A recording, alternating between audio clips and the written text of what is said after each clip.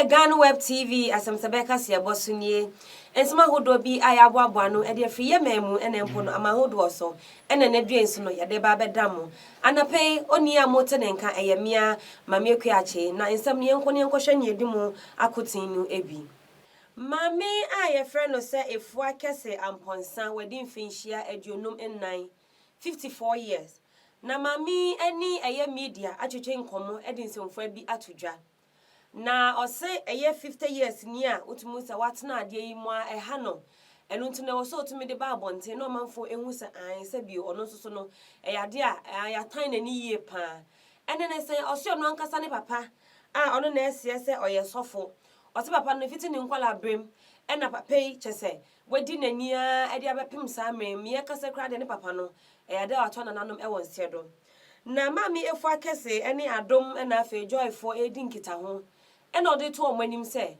ne nkwala bremodi mfinhia beye se eye mienu mfinhia mienu se 2 years ena ya started si ye no sa anyambransem no na osisi aye kasei na chi dompe ne hwini abu na so chese nieme won na widiem no otumu se nya fedi agrokra na osi ye kasei wo mu so de atototo mpanimfo ahodo bi anim ena afadwuma ko bi na o kyerem kra UK court krampo de bi ko na fine ko sisen na so ni nyina echi na nya de kokosi aga na ne enti asisi na ba betu dwane se ade no ha ne yie pa ene ye kasei on share danso enya obi obetumi aboa no boafo obi obetumi aka na sama no na nintina wo so obo no homode ade asem no eba betodwa ene sisi ade o kyerem so ohia mwa yie pa na okasa bim na o kyerem so wokọ eyesuku ahodo ni ma ode so bo abema sukufo ana akyerɛkyerɛfo ene nkeka esan so mo nyina na omunyim nia na ofem na so bia nka hwe amfa nche eye ne papa eme ya kasa sisi ono no ne tese na chi nompe woni video mu nyina ebubu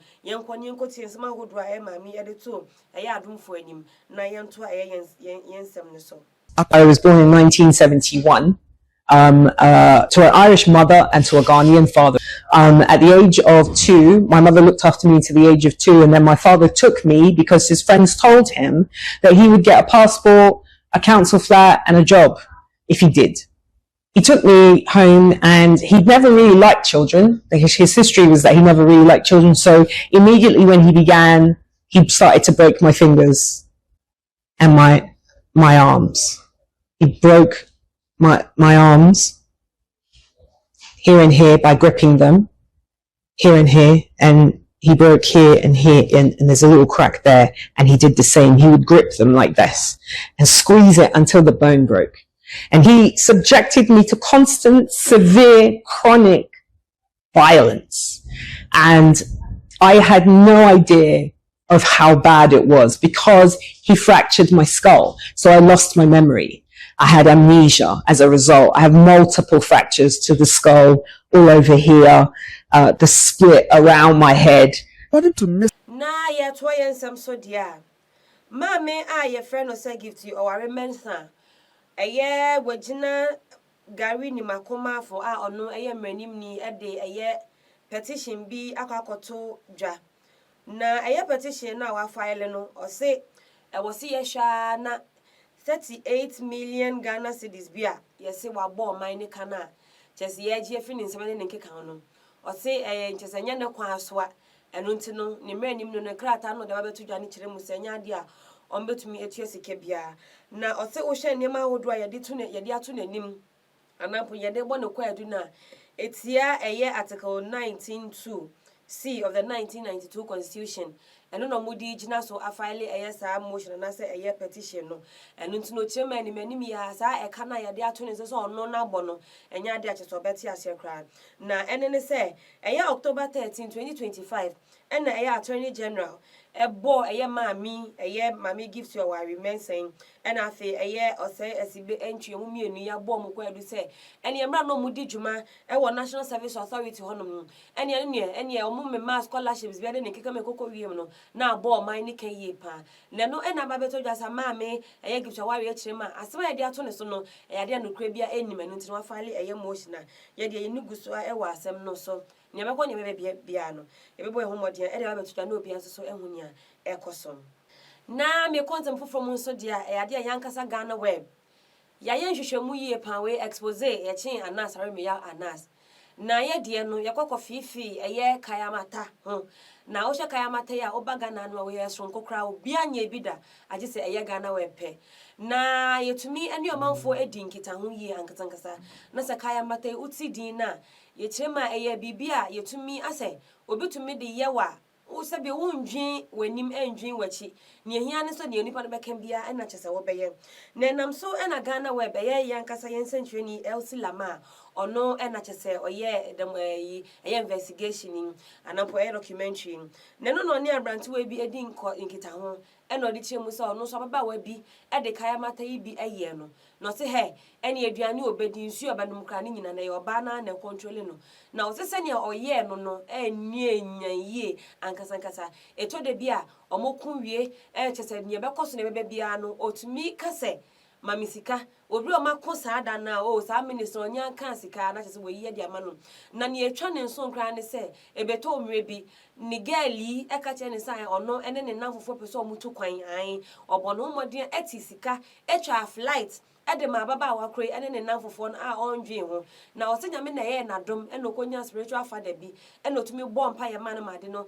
etiti free na ni so ma do kire ma ene kan mata no ababa wakro no otumi di tete ode jeni yi ankasankasa ye kwa ko bo video ni bi ama na chese won so we hu nia ye abrante wai ede tu dwa.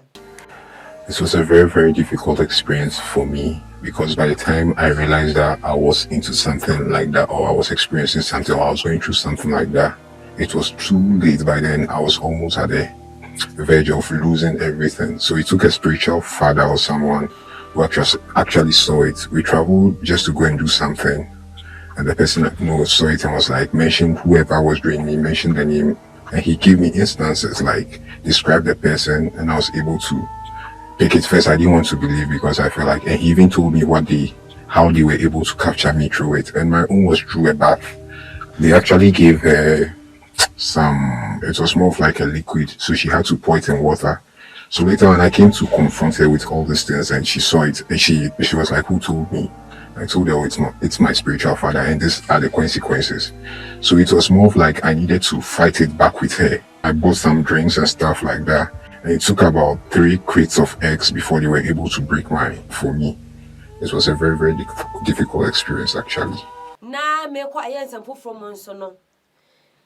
Ora a ayensan training a ye friend no se Paul Adom Ochre. Odi ni djuma e wo eye Metro TV na enkane no so no no na chese oye board chairman e wo eye Ghana Airports Company Limited.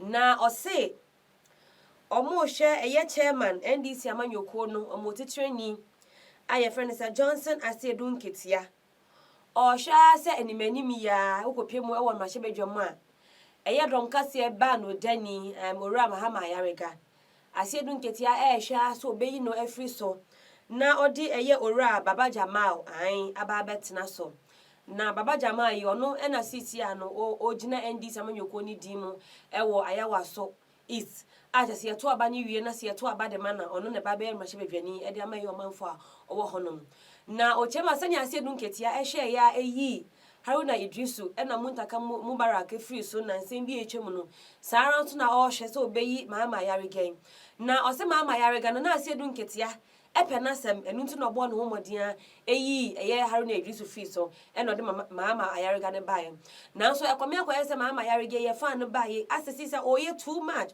ohirisi ha no apete ene de bia na Jubilee House na fine ko sise ono so wan fo wan ba honom amahye bedwam se bra na be Jubilee House e so bo homodin na wudi udwuma yie pa enti se ne tie na sa Jubilee House ne be di dwuma dia ene ono no be bo hom ne homodin na chese we yi wa free so se de be obetumi ne Baba Jamal e de aba be si so na we nyina Paul Adom Ochre ene kan ye e woni good evening Jumedie good evening Ghana Jumedie so yenko ni yenko tie bia. There were many people who felt that Asedun Ketia had committed a cardinal sin, but it turned out that the NDC won the election, and Asedun Ketia was beginning to see signs that the NDC would win the election, and he knew that changing the leadership at the time was the best time to do it because you have to take them out, and so that he will be in control by the time the election is won.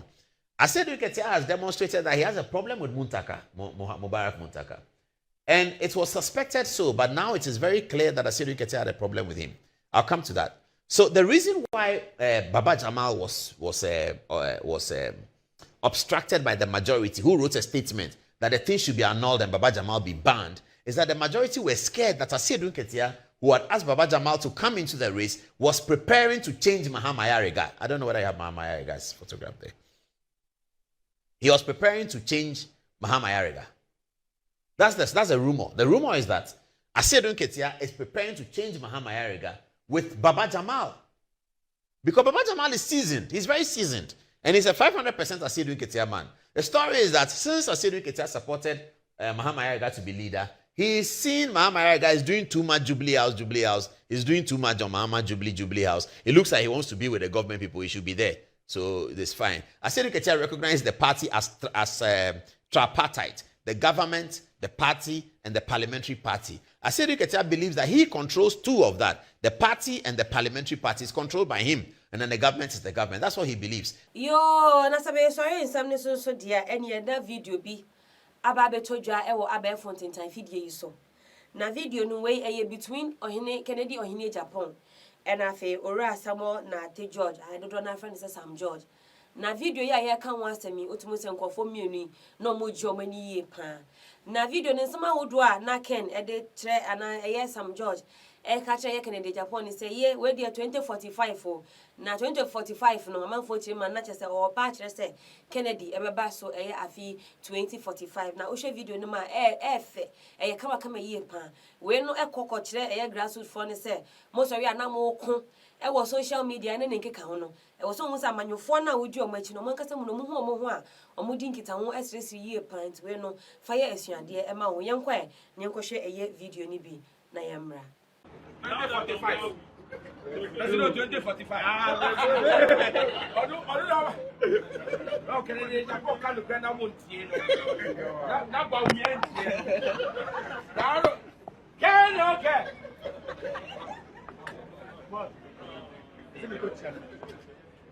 Na kasebo no esi enedue nso no aheya na mede kasebo no ebebe wieye mi a mede asem sebe kasebo yi ebre wo midin ene mami akuache medamo sesa bribia munya bre ehwe asem sebe kasebo e wo GhanaWeb TV so na mo pense bi nso akenkan de ama mo ho dia eye www.ghanaweb.com benya bi akenkan ama mo ho